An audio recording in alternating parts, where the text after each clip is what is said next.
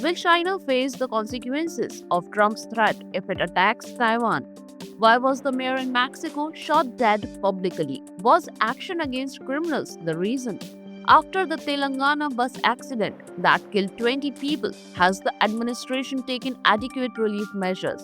Has BJP's Operation Bahari Bihari extended Bihar's election battle overseas? Has ED really seized Anil Ambani's assets worth 3,000 crore rupees?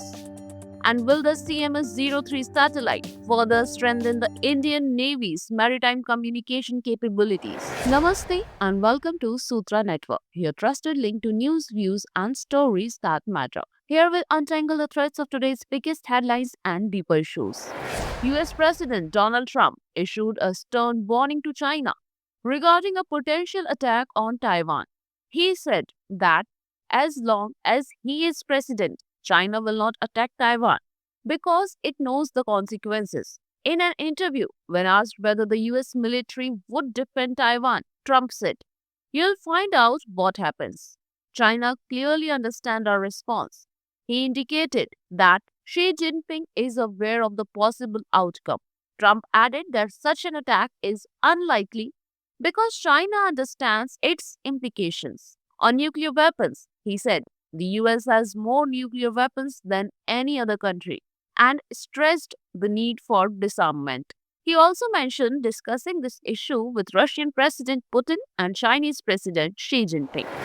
Carlos Alberto Manzo Rodriguez, mayor of Europan in Mexico's Michoacan city, was shot dead in public during a Day of the Dead event. He was hit by 7 bullets while addressing a gathering and later died in the hospital.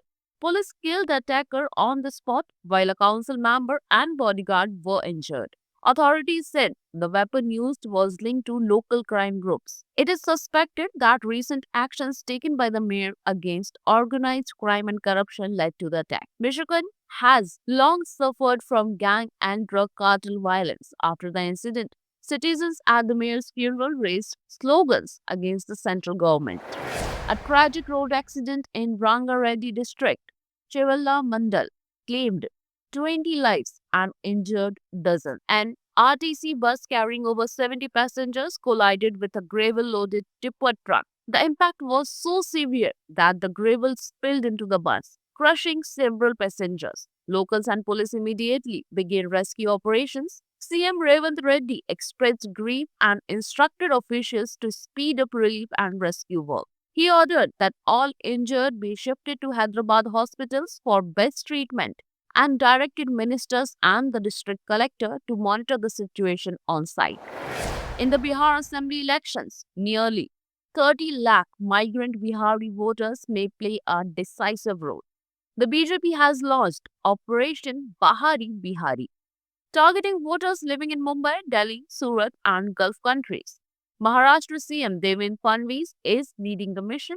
BJP is contacting migrant families through call centers, WhatsApp groups, and social media.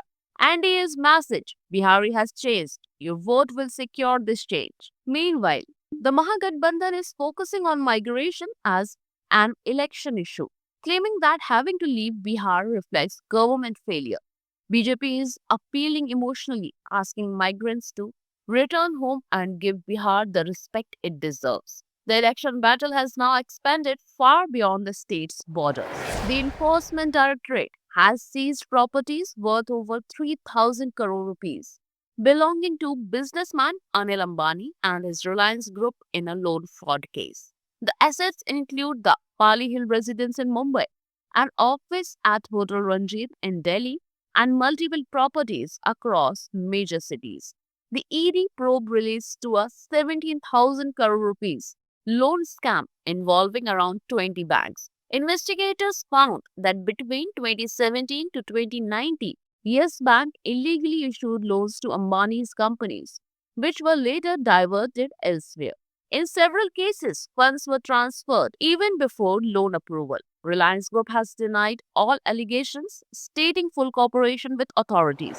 ISRO successfully launched the CMS-03, an advanced communication satellite for the Indian Navy from Sriharikota, weighing 4,410 kilograms. The satellite will provide secure and uninterrupted communication for naval ships, aircraft, and submarines across the Indian Ocean. Its high tech transponders support voice, data, and video links across multiple communication bands. Defense Minister Rajnath Singh called the launch a major milestone in India's self reliance. According to ISRO, the satellite offers multi-band coverage over India and vast maritime zones. At the APEC summit in South Korea, Chinese President Xi Jinping proposed creating a global artificial intelligence cooperation organization to set uniform rules for all nations. He suggested setting it up in Shanghai. The US opposed the idea, arguing that strict rules could hinder innovation. With Trump absent from the summit, Xi Jinping took center stage, promoting China as a leader in global technology cooperation.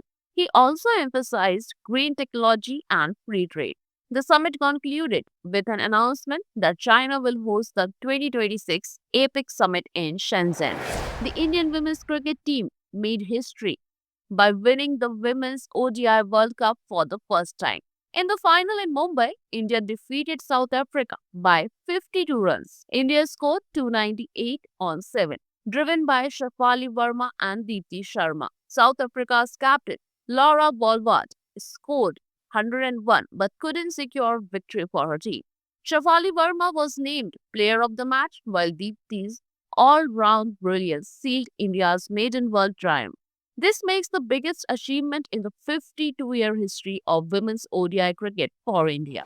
For more such global updates, subscribe to our channel, press the bell icon, and do visit our website.